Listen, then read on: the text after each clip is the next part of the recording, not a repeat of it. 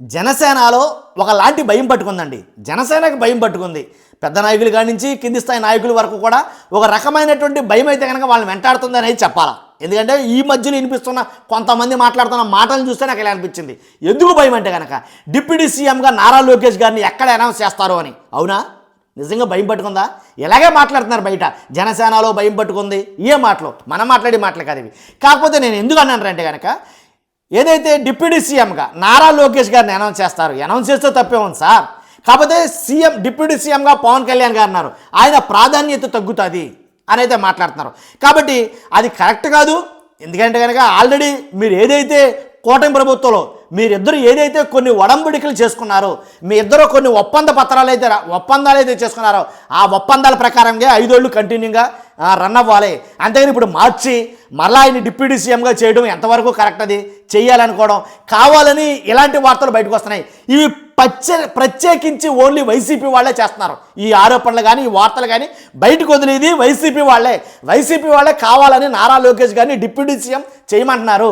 కాబట్టి మీరు కంగారు పడి ఎలాంటి నిర్ణయాలు తీసుకోవద్దు అని జనసేనలో కొంతమంది కంగారు పడి కొన్ని వీడియోలు చేస్తున్నారు.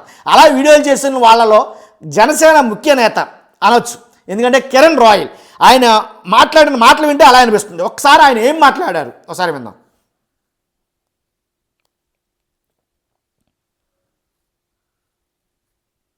వ్యక్తిగతంగా ఆలోచించిన మనం జన సైనికులు, కోట్ల మంది జన సైనికులు కోరుకున్న కోరిక మేము కూడా మా నాయకుడు ముఖ్యమంత్రి చూడాలని మనందరికీ పవన్ కళ్యాణ్ ముఖ్యమంత్రి అని చెప్పి తెలియజేస్తున్నాం.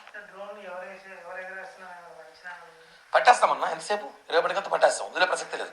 ఎవరు ఎగరేస్తారు? అదేమైనా డ్రోన్లు ఎగరేయడం కదా, ఏమైనా సినిమా షూటింగ్ జరుగుతుంది అక్కడ. డ్రోన్లు ఎగరేయడం పార్టీ కార్యాలయం, డ్రోన్లు ఎగరేయడం మీద డ్రోన్లు ఎగరేయడం పార్టీ కార్యాలయం. అక్కడ పవన్ కళ్యాణ్ గారు ఉందో, ఎక్కడైనా సెక్యూరిటీ లేదు, ఎన్ని కిలోమీటర్ ఉంది ఆ సినిమా డైరెక్ట్ చెప్పలేము కదా, ఆధారాలు కావాలి, దొరుకుతాయి.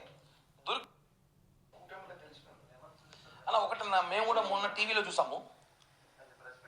కాకినాడలో ఒక నాయకుడు, అలాగే నెల్లూరులో ఒక నాయకుడు, రాజంపేటలో ఒక నాయకుడు మాట్లాడుతూ కోరిక మంచిదేనా, మేము తప్పట్లా, ఎవరికైనా ఉంటుంది కోరిక, ఉప ముఖ్యమంత్రి కావాలి, మా నాయకుడు హోదాలో ఉండాలి, తిరగాలంటే తప్పేం లేదు. మా కోరిక ఉంటుంది కదా, మేము కూడా చెప్పుకోవాలి కదా. పవన్ కళ్యాణ్ గారు ముఖ్యమంత్రి చూడాలని తప్పించిపోతున్నాం కోట్ల మంది జన సైనికులు. కోరిక ఉంది, కోరికలు అనేది ఉంటాయి అందరికీ, మంచిదే.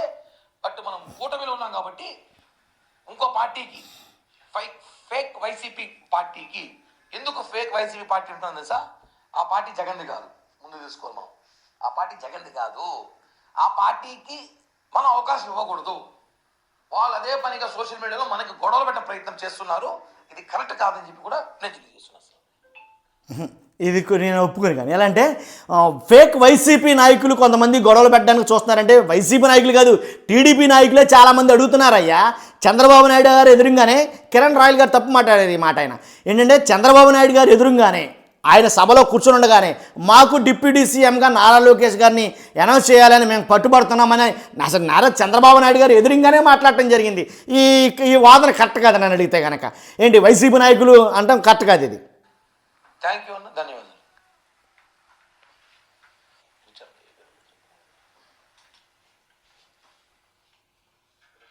విన్నాం కదండి కిరణ్ రాయల్ గారు మాట్లాడే మాటలు ఏంటంటే, ఉంటుందండి కోరికలు చాలామందికి ఉంటాయి.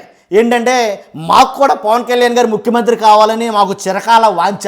10 సంవత్సరాలు బట్టి ఉన్నారు ముఖ్యమంత్రిగా ఉంటే బాగుంటుందని. నేనే కాదు చాలామంది కోరుకున్నాం పవన్ కళ్యాణ్ గారు ముఖ్యమంత్రి కావాలని.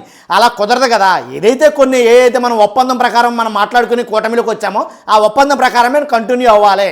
చాలామంది అంటే ఆయనే చెప్పాడు, ఆయన నోటి అంటానే ఏంటంటే నెల్లూరు తర్వాత పొలిట్ బ్యూరో సభ్యులు ఆయన శ్రీనివాస్ గారు, అలాగే కొంతమంది చాలామంది కూడా డిప్యూటీ సీఎంగా నారా లోకేష్ గారిని అనౌన్స్ చేయండి అని చెప్పి చాలామంది మాట్లాడుతున్నారు. అది వాళ్ళ కోరికను ఎవరో కాదనలేరు, మాకు ఉంటాయి కోరికలు అనేది చెప్పుకొచ్చి మళ్ళీ ఆయన ఎటు డైవర్షన్ చేశాడంటే వైసీపీ వాళ్ళు అంటున్నారు ఇది వైసీపీ వాళ్ళు పెట్టిన చిచ్చు, ఫేక్ వైసీపీ పార్టీ చేస్తున్నటువంటి ఒక రకమైనటువంటి ఇది స్ట్రాటజీ అన్నట్టుగా ఆయన మాట్లాడుకొచ్చాడు. ఫేక్ వైసీపీ లేని వైసీపీ ఏది అది పక్కన పెడితే కనుక, వైసీపీ మాట పక్కన పెడితే కనుక పక్కాగా చాలామంది ఎవరో టీడీపీ వాళ్ళే పేర్లతో సహా చెప్పాను నేను. పిఠాపురం వర్మ గారు ఎవరైతే పవన్ కళ్యాణ్ గారిని ఆ స్థానాల్లో నుంచోబెట్టారో ఆ పిఠాపురం వర్మ గారే అయితే బాగుంటుంది, చాలా కష్టపడ్డాడు నారా లోకేష్ గారు, కాబట్టి కోటి సభ్యత్వాలు కానీ అలాగే టిక్కెట్ల విషయంలో కానీ ఇలా ప్రతి దాంట్లో కూడా తనదైన మార్కు ఉంది అని పక్కాగా తెగేసి చెప్పాడు ఆయన. అలాగే చాలామంది టీడీపీలో చాలామంది ఎమ్మెల్యేలు చాలామంది గొంతెత్తి మరీ చెప్తున్నారు. ఇది ఏమైనా దాపరకంగా ఏదో చాటు మాటని చెప్పే విషయం కాదు, ఏదో వైసీపీ వాళ్ళు పక్క నుంచి పొల్లైతే అయ్యే పని కాదు ఇది. ఈయన మాట్లాడింది అబ్సల్యూట్లీ రాంగ్ నన్ను అడిగితే కనుక. కాబట్టి వాస్తవానికి ఏంటంటే డిప్యూటీ సీఎంగా ఎక్కడైతే లోకేష్ గారిని అనౌన్స్ చేస్తే కనుక ఆ డిప్యూటీ సీఎం హోదాలో ఉన్న పవన్ కళ్యాణ్ గారిని తొక్కేసినట్టు అవుతుంది, ఆయన కిందకి దించేసినట్టు అవుతుంది, ఆయన ఎలిమినేట్ అయినట్టు అవుతుంది. ఎందుకంటే ఆయనకి ఇంకా అంత ప్రాశస్త్యత ఉండదు, ఆయన హోదాకి అంత ఏం ఉండదు. కాబట్టి లోకేష్ గారి కనుక డిప్యూటీ సీఎం అయితే పవన్ కళ్యాణ్ గారు ఇంకెంతకంతే. ఇదే కదా జరిగింది. ఇందుకోసమే ఒక రకమైన భయం అనేది కలుగుతుంది అనేది నా అభిప్రాయం. కాబట్టి చాలామందికి ఇదే అభిప్రాయాలు ఉన్నారు. అసలు నా అభిప్రాయం కాదు, అసలు జనసేనలో చాలామంది ఇదే అభిప్రాయంతో ఉన్నారు. అందుగురించే ఆయనకి డిప్యూటీ సీఎం ఇస్తే మాకు సీఎం చేయాలి పవన్ కళ్యాణ్ గారిని అనే ఒక కొత్త రకమైనటువంటి వాదనని తెర మీద తీసుకొస్తున్నారు. అవునంటారా కాదంటారా? ఈ విషయంలో నేను మాట్లాడిన మాటల మీద మీ అభిప్రాయం నేను కోరుకుంటున్నాను. ఖచ్చితంగా పక్కాగా మీ అభిప్రాయం తెలియజేయండి. ఫస్ట్ లైక్ చేయండి, ఇలాంటి ఇన్ఫర్మేషన్ చాలామంది చేయాలి. లైక్ చేస్తే నాకు కూడా మోటివేషన్ ఉంటుంది, ఇది మీ బాధ్యత.